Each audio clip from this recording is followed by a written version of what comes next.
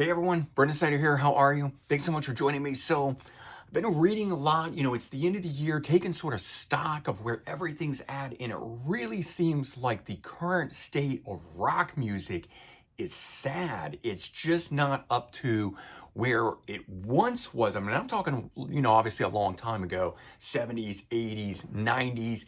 And rock music just isn't that. I mean, anyone who keeps an eye on the charts, on popular music, knows that it was dominated by pop, hip hop, and country this year. Rock itself barely even made a dent. In fact, the biggest selling rock album of 2024 wasn't even released this year. So that's sort of the notion that I'm going with here on this. I'm going to break it all down. I'm going to talk to you more about it in just a bit. If you are new and you haven't already hit the subscribe button, please do. Don't forget to comment and like. Those things do help the channel. And of course, by turning on notifications, you're going to stay up to date on really cool discussion topics like this, where we're talking about the current state of rock music just not being where we want it to be.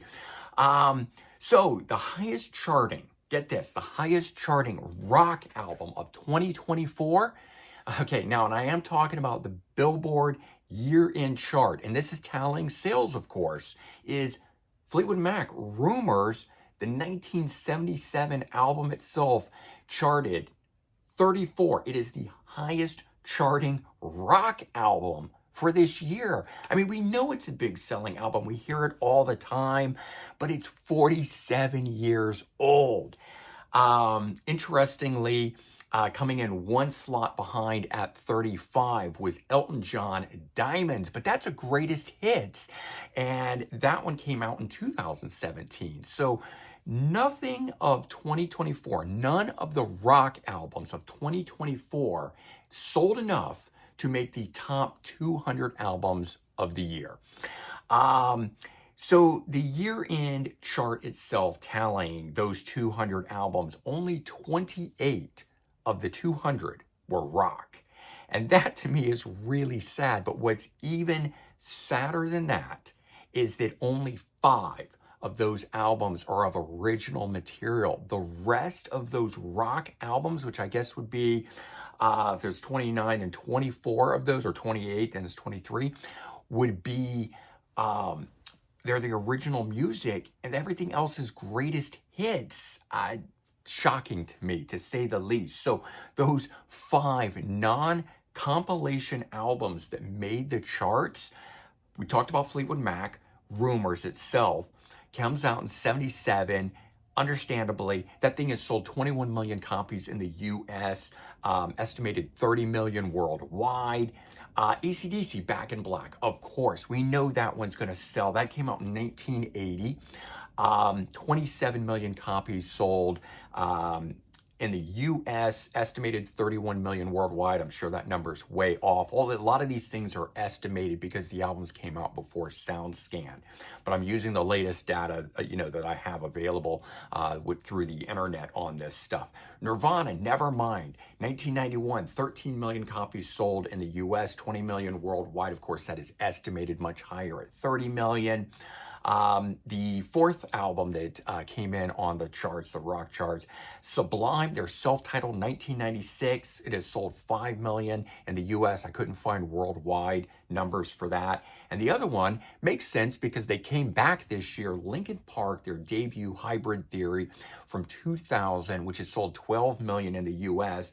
Estimated it, or not estimated, but it says 17 million worldwide, but on their Wikipedia page, they estimate 30 million worldwide. But so those are the albums: Fleetwood Mac, Rumors, AC/DC, Back in Black, Nirvana, Nevermind, Sublime, self-titled, and Linkin Park, Hybrid. Those are the top selling rock albums of 2004. So let me give you the rest of the list real quick here. And I'm just going to read these off. And this is going from the highest charting with number 34, Fleetwood Mac, Rumors, and then 35, we talked about Elton John, Diamonds, going on to Creedence Clearwater Revival, Chronicle, then Queen, Greatest Hits, Bob Marley, Legend. These are the ones that are in those top charts every year. Nirvana, Nevermind was at 93. Tom Petty and the Heartbreakers, Greatest Hits was at number 94. Journey, Greatest Hits. Guns N' Roses, Greatest Hits is 104. Daryl Hall and John Oates, The Very Best Of. ABBA Gold. I don't really consider that rock, but the information tallied it that way, 112.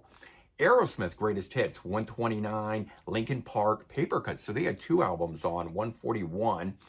Foo Fighters, Greatest Hits. Bob Seger, Greatest Hits. Leonard Skinner, Greatest Hits. Bon Jovi, Greatest Hits. I didn't actually know that they were charting on here, 155. Okay, Fleetwood Mac, Greatest Hits. So they got 2. 162, AC/DC, Back in Black. Actually would have thought that would have been higher. Elvis Presley, 30 #1 hits. Blink-182, their greatest hits.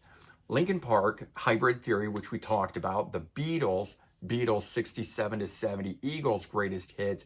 Billy Joel, Essential Billy Joel, The Beatles, 62 to 66. Sublime, Debut, and Creed, greatest hits. I guess this is the reason that AC/DC refuses to release the greatest hits, and they just keep having Back in Black sell. I'm kind of surprised Highway to Hell doesn't appear on there more. But there were some great rock albums that came out this year. They did chart. They just didn't sell enough overall. So Pearl Jam, Dark Matter, which debuted at #5 on the Billboard 200. It sold 59,000 copies the week of release. As of August, this album has sold 107,000 copies, but it didn't tally on there. Green Day, Saviors, another fantastic one this year. All 5 of these that I'm going to talk about made my top 20 list of the year. Entered at #4, selling 49,000 copies. Now, obviously, that's a far cry from what these bands used to do, but record sales just aren't what they used to be due to streaming. And I think that has or plays a big part because rock music itself is not in the upper echelon of all of the music that goes on in pop culture and so forth. As we talked about, pop, country, hip hop, those are the ones that we see out there being promoted and what's so popular and everything, but rock music, not really. Black Crowes, Happiness Bastards, an absolutely amazing album that these guys did, doing a comeback here. Debuts at number 97, and I couldn't find any sales figures on it, so I don't know what that is, but that was probably more in the 10 to 20,000, if even that, maybe even under 10. Bon Jovi, Forever, debuts at #5, selling 48,000 copies, but then it also fell off the charts immediately after that, and I couldn't find any total sales figures for that. A good album. It wasn't a great album, but even if it had been one of their best albums, I might have done what Pearl Jam's did, but it's not going to have done a lot. And my #1 album from this year, Deep Purple, Equals One. And as far as I could tell, it didn't even chart. Now, I could be wrong, and I'm talking about US charts, but I couldn't get any information to dig up on the internet on it. And when I went to their Wikipedia page, they just had a strike through, which usually means it did not chart, although the information just might not have been available. So I could be wrong. But if Black Crowes enters at number 97, then I wouldn't be surprised if Deep Purple was way, way down on that. The band is just not as big and popular here in the US as they are in Europe and other locations. But killer rock albums like that barely made a dent. And then, newer rock bands, forget about it. I mean, they're selling even less than these major rock bands. And some of them, if they even do sell stuff, they're not charting at all. And I found 10 solid newer rock bands within the last few years or so that I just really fell in love with this year, but they're just not moving numbers. The Gems, Phoenix, I've talked to you guys about them before. They're an offshoot band from, I'm drawing a blank on it. I'll put it down here at the bottom, Thunder Mother. Holler, Reborn, this is some cool, a lot of this stuff is some cool synthwave type stuff too. King Zebra, some great straight up rock. Nestor, sounds like they're out of the 1980s. So does this band Palace. This one here is called Restless Heart. Freeways, Dark Sky Sanctuary. I've raved about these guys. They sound like they're a throwback to the new wave of British heavy metal sounding bands. Love this stuff. Don't know what it's doing. And this one here, probably my absolute favorite of all the new bands that I picked up from this year. The Hot Dam, called Dancing on the Milky Way. This album, it's an all-female group. The vocalist is phenomenal, and they rock just, it's so good. check this stuff out for some new rock and roll out there. I don't know how this stuff is not exploding out there, but I guess it's not. This one more in the synth wave than rock, but destro, really cool. I think this band is Scottish, The New Roses. Really great straight up rock and roll, and some more 80s AOR melodic rock sounding stuff.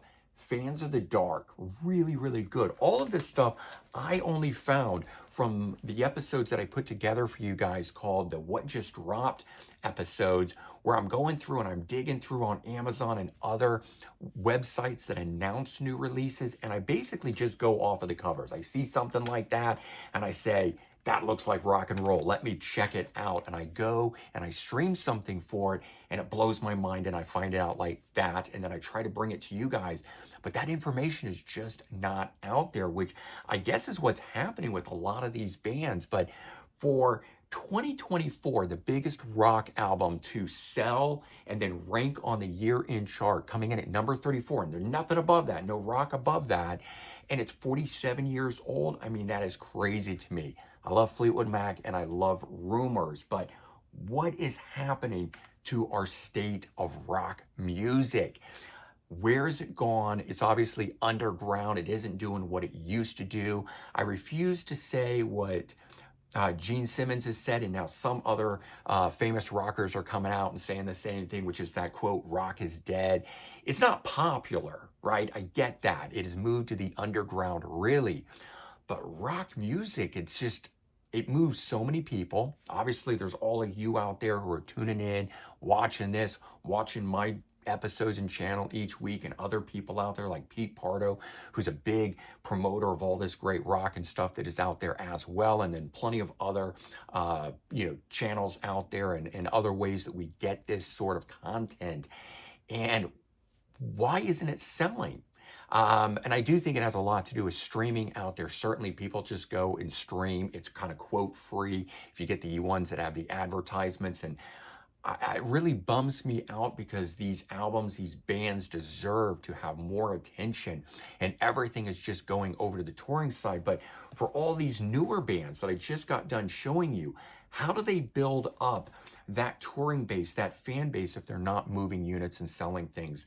If you can't really get your music out there into people's ears that want to go see it, and then they stay fans of your band for a really long time. So bands like Fleetwood Mac and Deep Purple and Pearl Jam, they built that fan base. They can go out and play and make their money from touring and not from albums. But if you're one of these younger rock bands, it's just not going to flow in. And that's, again, really sad to me that rock music, the current state of it, is so low that the only thing that is out there selling is greatest hits packages. And on the charts, we only get 5 albums of original material, and those are all much, much older albums. In fact, the newest album that we had that charted this year was Linkin Park's Hybrid Theory from 2000, which is 24 years old.